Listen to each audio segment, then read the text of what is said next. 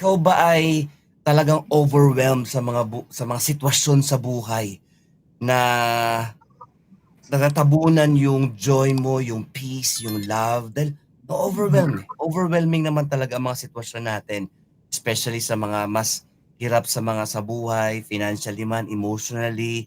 Ang daming puwedeng panggalingan ng struggle natin, ano. So don't let the urgent steal what's truly important. So titingnan natin ngayon yung isang area ng buhay natin na 'pag mabigyan natin ng sapat na focus, sapat na na pansin, sapat na energy and time, ay mas mararanasan natin yung pinag-uusapan natin dito na inner healing, okay?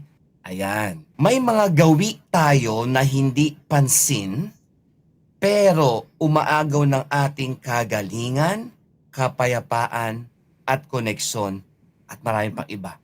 Yung mga gawi natin, hindi natin pansin lahat, eh. May tinatawag tayo sa psychology na subconscious mind.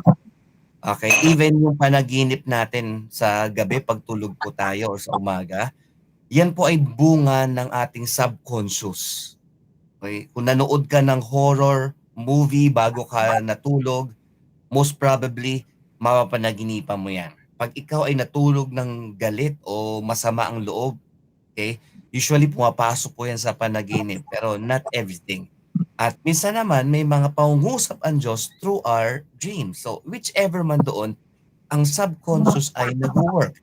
Ngayon, kapag hindi natin pansin yung mga areas ng buhay natin, nagkakaroon tayo ng agawan na hindi mo alam, "Uy, bakit hindi ko maranasan ang presence ni Lord ngayon?" May something na hindi balanse o hindi nagkaroon ng sapat na panahon and energy na maibigay doon. At napapansin din natin na parang hindi ako peaceful at parang ang layo ni Lord o sino ba kasama ko dito sa bahay. Parang parang nag-iisa lang ako. Those things ay may kinalaman dito sa pag-uusapan natin. Okay? So, ang pag-uusapan natin ngayon is overcoming the tyranny of the urgent. Increasing your power to choose well. So, lahat tayo ay may tinatawag na free will. This morning, empower natin yung free will natin to choose what is right and important at maging consistent sa mga bagay-bagay sa buhay natin. Kasi isa sa mga struggle natin, mga kapatid, when it comes to the tyranny of the urgent, tyranny means the absolute unlimited power of a single ruler. Okay? Ang picture diyan ay dictator. Pag sinabing tyranny of the urgent, yung urgent sa mga buhay natin, yung alam mo yung kararating lang na sitwasyon tapos kailangan mong biglang harapin and then sira ang schedule mo or something like that. Mga bigla ang mga bagay, wala sa schedule, whichever man yan, nagiging tyrant sila, nagiging diktador sila ng buhay natin. That's why that day or that week, nami-miss natin yung mga mas importanteng mga bagay. That's the tyranny of the urgent. Now, sa ating buhay, that can be a hindrance. Okay? Katulad sinabi ko kanina, hindrance ang tyranny of the urgent sa iyong inner healing, sa iyong kapayapaan, sa iyong pagsunod sa Panginoon. And it happens kapag tayo ay masyadong religious or hindi pa in-enlighten ng Lord yung isipan natin. So what is the tyranny of the urgent? Yan, ulitin ko lang. The tyranny of the urgent ay ang sitwasyon kung saan ang mga bagay na tila urgent, yan, na kailangang gawin kahit hindi naman gaanong mahalaga ang siyang kumukuha ng ating oras at atensyon. You see, let me explain dyan sa inyo sa magitan ng pagtingin sa verse muna natin. Okay? So, tingnan natin yung verse natin, mga kapatid. In that story, dumating si Jesus Christ kasama yung 12 disciples, so 13 barako, sa bahay ng mga magkakapatid, Mary, Martha, and Lazarus. Okay? Yung binuhay ni Jesus. And pagdating ng 13 doon, of course, iba't ibang reaction, especially yung dalawa. Si Mary ay naupo na doon sa paanan ni Jesus at nagsimulang makinig sa story. Si Martha ay pumunta sa kitchen nila at naghiwa at nag-prepare ng pagkain. Ikaw ba naman bisitahin biglaan ng 13 lalaki? At ang sabi ng Bible, dumating sa punto na si Martha ay nakapansin. Siya lang nag-iisa ang gumagawa. At sa kanyang pag-iisa na paggawa, nagsalita siya kay Jesus Christ. At ang sabi niya kay Jesus Christ, Panginoon, baliwala po ba sa inyo na nakaupo lang dyan ang kapatid ko at hinahayaang ako ang gumawa ng lahat? As you can see, even si Jesus, ay sinisisi niya. At sabi niya pa dito mga kapatid, look at this. Sabihin niyo naman po sa kanya na tulungan niya ako. Okay? Tulungan niya ako, tulungan niya ako. Napaka-demanding. Okay? From there, makikita natin yung pag-aalala ni Martha at lahat-lahat. Now, tingnan niyo yung verse 41 and we'll go back to sa slides natin. Pero sinagot siya ng Panginoon, Martha, Martha, look at these two things, mga kapatid. Hindi ka mapalagay at abalang-abala ka sa maraming bagay. Tyranny of the urgent. Ngunit isang bagay lang ang kailangan at ito ang pinili ni Maria, mas mabuti ito at walang makakuha nito sa kanya. Let's see mga kapatid. 3 questions about the tyranny of the urgent. Okay, unang question, paano ninanakaw ng urgent ang ating oras? Pag late ka nagising sa umaga, na may work ka, example, papasok ka sa work mo, na late ka ng gising, supposed to be may devotion ka pa. Supposed to be may prayer ka. Pero dahil wala ka ng oras doon at ang urgent ay mag-prepare ka at umalis ka na at babiyahe ka pa, malayo pa, halimbawa lang. So ngayon, yung important ay naagawan ng urgent. Gets nyo ako? Na supposed to be yung daily devotion mo ay tutulong sa'yo para lumago ka sa Panginoon at maging continuous yung inner healing mo, that day ay naputol because of tyranny of the urgent. That's one example. So, basahin ko po. Nauubos ang oras natin sa mga bagay na hindi nagbibigay ng pangmatagalang benepisyo. So, ang urgent, yung result is now. Pero hindi sa pangmatagalan ang resulta because there are important things na dapat natin mabigyan ng pansin. Next, bakit nawawala ang focus natin sa kung ano ang mahalaga? O nga naman, basta di ba importante naman yung mag-prepare ako sa maligo na ako, mag-ayos na ako dahil aalis ako, may work ako. That's important. Okay, in a way.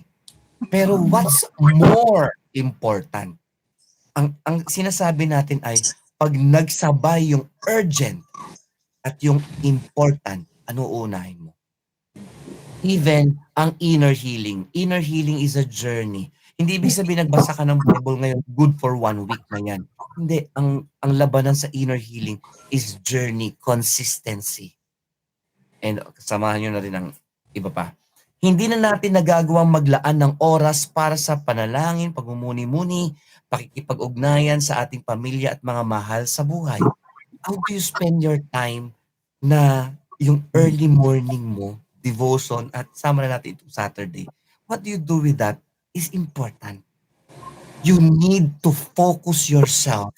Hindi na natin nagagawang maglaan ng oras. So, focus, sabihin nyo nga mga kapatid, focus. We need focus. Number 3, ano ang epekto ng tyranny of the urgent sa ating inner healing? Iba dito nasabi ko na, pero ulitin ko lang. Stress, pagkakabalisa, at pagka-burnout. You know, in the long run pala, sagot mo sa mga urgent kaysa sa mga important, ikaw ngayon ay balisa, ikaw ngayon ay stressed, at tagalan mo yan, ng ginagawa mo na yan, burnout. Kaya may mga tao, even sa ministry, may mga pastor na nakaranas ng burnout. May mga nagtatrabaho sa office o saan man, nabe-burnout. Okay? Nasa Christian ministry nabu-burnout, bakit? Spiritual naman yung ginagawa ko. Maybe you're too hard on yourself. Gamitin ko uli yun. Mapupuno ng pagod at nawawalan ng pag-asa. That's another. Hindi na natin nabibigyan ng pagkakataon ng ating kalooban na maghilom at lumago. Dito dadagdag ko lang, to overcome the tyranny of the urgent, ang sagot dyan, learn to pause. Si Jesus ginawa yan. One time, may mga tao nagsasabi sa kanya, Lord, kailangan magpagaling ka doon, Lord. Kailangan mag-preach ka doon, Lord. Pumunta ka dito. Hinahanap ka ng mga tao. Sabi ni Lord, wow, talaga. Welcome talaga nila ako. Mahal na mahal talaga nila ako. At kailangan kong gawin yung ministry na to. Punta tayo doon, kahit tapagod. Hindi, alam mo ginawa ni Jesus? Ang sabi sa mga disciples niya, yaan niyo muna sila. Let's forget ministry muna to people. Let's do ministry to the Lord. Sabi niya, tara punta tayo sa bundok, manalangin tayo. Let's do prayer sa prayer mountain. Even si Jesus, may tyranny of the urgent siya. Pressure mula sa mga tao na gawin mo ito. Pressure sa lahat. At even as a pastor, ang hirap nun. If people demand, at minsan may mga mas demanding sa mga demanding na, ang hirap sa bilang nanay, bilang tatay, ang hirap din yan pag nag-demand ang mga anak mo. Ano unahin mo? So we need to focus and we need to give ourselves not always to the tyranny of the urgent, but to the important matters. So here's the last part, mga kapatid. How do we overcome the tyranny of the urgent? Tatlo lang siya, mga kapatid. Marami yan, pero sinamarize ko na lang. Una, identify the important task from the urgent task. Minsan may mga task na uh, urgent lang. May mga task na important. What do we need to do? Kailangan natin na i-identify yan. Alin ba dito yung urgent? At maging urgent. Naging urgent ang paglalabas sa Sunday ng umaga. Kasi hindi siya ginawa nung Sabado o nung ibang araw. You see? Marami kasing schedule pastor eh. Okay. You learn to do time management. Learn time management para ma-identify once na ma-identify mo. Bukod doon, prioritize your inner healing. Ikaw ay bagabag sa maraming problema. Balisa ka sa maraming bagay at hindi ka napapakinabangan ni Lord ng tama at yung family members mo hindi na napapakinabangan ng tama. What do you need to do? Okay. Kailangan mong i-prioritize ang yung okay, pause tayo ng konti. Okay. Priority mo ang inner healing mo. Kapag ikaw ay bagabag sa mga nakakaasar na mga bagay at yung attention mo ay kinukuha na naman ng urgent na yon at yung urgent na yun minsan na ay sama ng loob. Ay, pasinin mo ako, sama ng loob ako para ako sa'yo. And then you forget the important task at punta ka sa urgent. Sira na.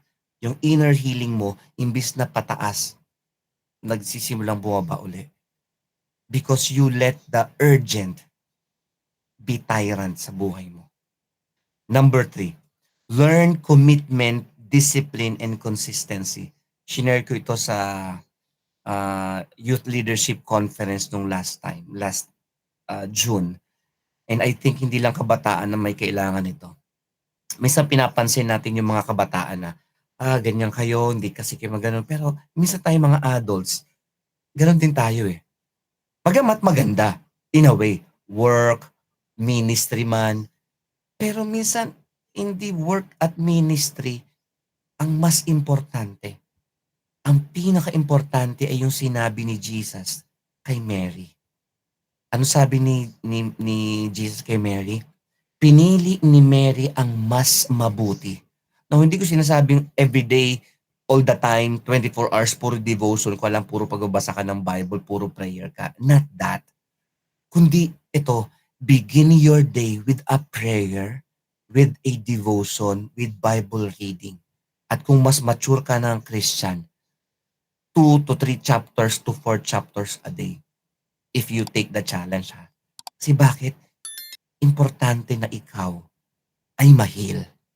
Kasi pag healed ka or nag-i-increase ang healing mo, mas mapapakinabangan ka ng family mo, mas blessing ka sa family mo, mas blessing ka sa church, mas blessing ka sa workplace mo. Hindi ka, listen here, hindi ka magiging toxic person. Kasi ang toxic person, ang una niyang nilalason ay hindi yung mga tao sa paligid niya, kundi yung sarili niya. Okay? So don't be a toxic person, be a healed person. And person with inner healing, experiencing inner healing becomes a blessing to the Lord, number one, and to the people around him or her. Kaya ngayon mga kapatid, overcome the tyranny of the urgent and receive your inner healing every day in the presence of the Lord. Ang narinig niyo ay part ng Speak to Inspire PGE podcast at meron tayong audio-only version at may video rin. And why not consider to subscribe and like ang episode na ito and maybe share it to your friends and to your relatives. I'm sure they will appreciate it as we talk about dito sa podcast na ito about mental health awareness and especially inner healing din. So this is Gino Sobo III. I'm the senior pastor of UVCC Church. Thank you for being part of this ministry. God bless you more. See you on the next episode.